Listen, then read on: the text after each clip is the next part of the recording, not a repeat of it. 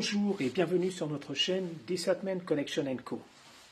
Aujourd'hui, nous nous retrouvons pour une nouvelle vidéo qui s'intitule « Douce France, cher pays de notre enfance ». Eh bien, au mois de décembre 2025, 3 femmes ont été poignardées tout simplement parce qu'elles avaient eu le malheur de se retrouver sur la ligne numéro 3 du métro parisien. Le 18 janvier 2026, là, c'est une jeune femme qui dépose plainte après avoir été victime d'une violente agression près de la gare de Montigny-Beauchamp, dans le département du Val d'Oise. Après l'avoir menacée à l'aide d'une arme blanche, son agresseur lui a dérobé sa carte bancaire, puis a pris la fuite. Le 18 janvier, toujours, cette fois-ci à Nice, une jeune femme de 28 ans est-elle victime d'un viol sous la menace d'un couteau. Le jeudi 22 janvier 2026, à Dijon, aux alentours de 17h15, c'est une jeune femme de 19 ans qui, alors qu'elle se trouvait à l'arrêt du tram Jaurès sur la ligne T2, est victime d'une agression aussi brutale qu'incompréhensible, entraînant une perte de connaissance en pleine voie publique. Alors, je vais m'arrêter ici, mais sache que je pourrais continuer à répertorier d'autres agressions physiques dont ont été malheureusement victimes plusieurs autres jeunes femmes ces jours derniers sur l'ensemble du territoire. Hélas, ces faits ne sont plus des faits divers. Ils sont devenus un bruit de fond, une réalité récurrente. Et ce qui est peut-être le plus inquiétant, ce n'est pas seulement leur répétition, mais la manière dont ils finissent par s'intégrer à notre quotidien, au risque de s'apparenter à une certaine normalité, entre guillemets. La société française a changé profondément. Les codes sociaux, les comportements dans l'espace public, le rapport à l'autorité, aux interdits, au respect, eh bien, tout cela est en mutation. Et souvent, ces mutations ne vont pas dans le bon sens en ce qui concerne la sécurité des femmes. Beaucoup de femmes continuent pourtant de vivre avec des réflexes hérités d'un autre temps, comme par exemple faire preuve de politesse, eh bien, même lorsque la situation est inconfortable pour elles. Minimiser un sentiment de malaise afin de ne pas avoir l'air d'exagérer. Douter de leur ressenti plutôt que du comportement de l'autre. Rester dans un lieu, dans une réunion ou autre, afin de ne pas paraître impoli, rigide ou méfiante. Or, dans la réalité actuelle, ces réflexes peuvent coûter très cher. Le discernement s'impose alors comme une nécessité à cet instant précis. Au moment où l'on cesse de se demander est-ce que l'on dramatise la situation et où on commence à s'interroger sur la raison pour laquelle on ne se sent pas en sécurité. On a trop souvent présenté l'intuition féminine comme quelque chose de flou, d'irrationnel, presque mystique.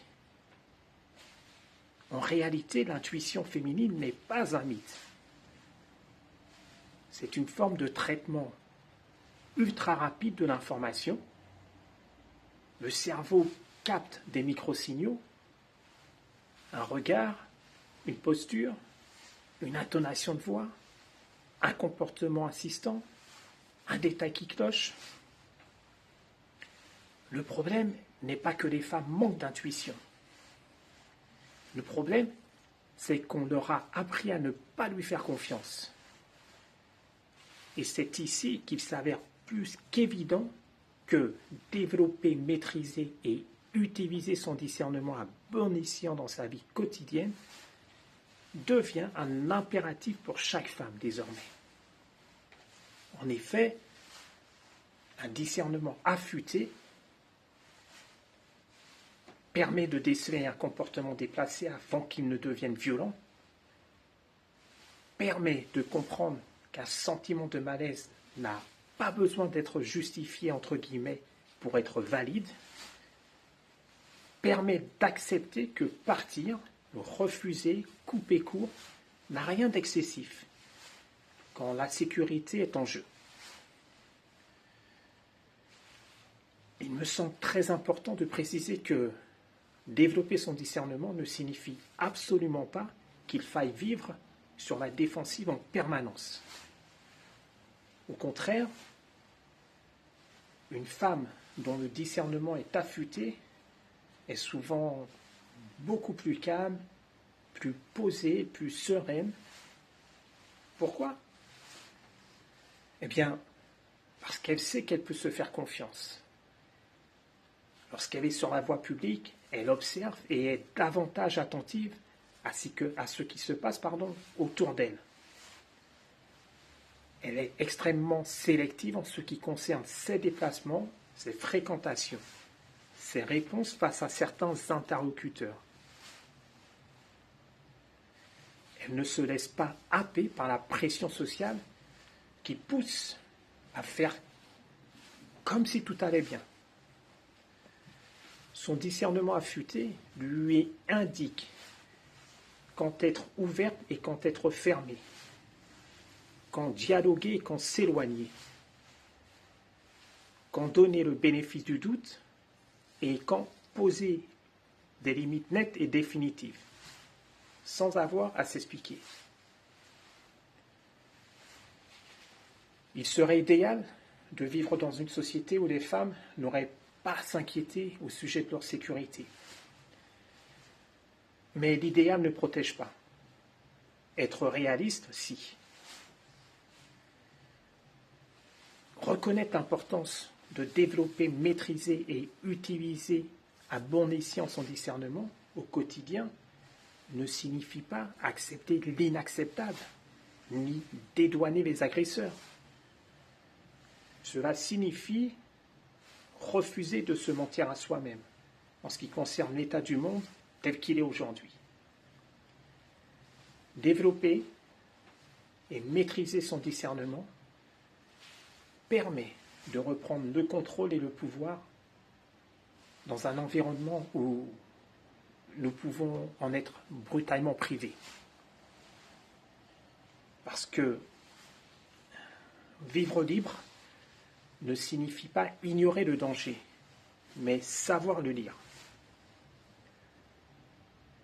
La véritable liberté ne consiste pas à fermer les yeux, mais à ouvrir les bons. Une femme qui développe et maîtrise son discernement ne vit pas moins intensément. Elle vit plus lucidement, avec plus de caractère et de détermination.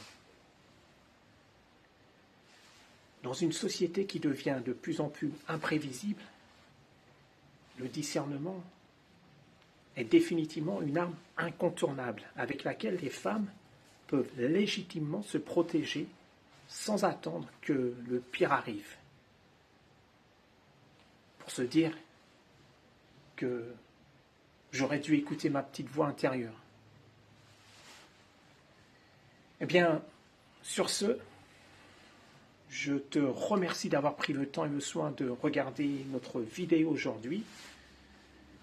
N'oublie pas de compléter gratuitement notre quiz Ton discernement n'est pas négociable, afin que tu puisses découvrir quelle est ta capacité de discernement actuellement. Et bien entendu, laisse ton like et ton commentaire. Je t'en remercie par avance et te souhaite une excellente journée. À très bientôt. Ciao.